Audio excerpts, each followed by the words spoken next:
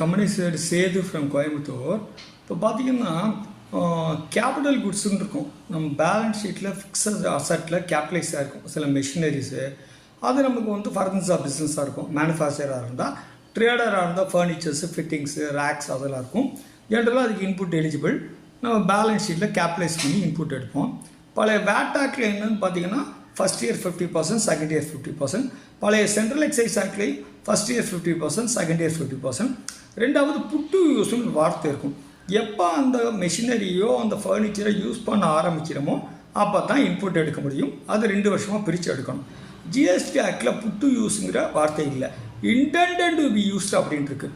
நமக்கு மெஷினரி வந்துருச்சு, backup பிரிக்கலை, use பண்ண ஆரம்பிக்கலைனால் இன்புட் எடுத்துக்கலாம். அதே மாதிரி ரா மெட்டீரியல் எக்ஸ் ஒய்னு 2 ரா மெட்டீரியல் இருக்குது. எக்ஸ்கிற ரா மெட்டீரியல் நம்ம யூஸ் பண்ணவே இல்லை, ஸ்டாக் ஏரியா இருக்குது.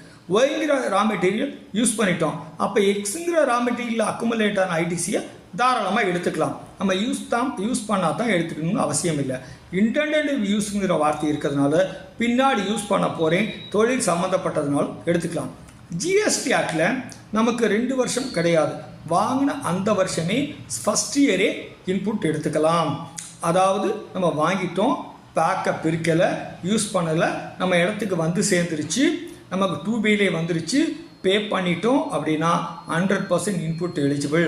நம்ம அதை புட்டு யூஸ், நான் பெட் போட்டு ஆனால் மேசன் வச்சு எல்லாம் இன்ஸ்டால் பண்ணி யூஸ் பண்ணுறதுக்கு 3 மாதம் ஆகும்னு வச்சுக்கிட்டாலும் நம்ம அது வரை வெயிட் பண்ண வேண்டிய அவசியம் இல்லை.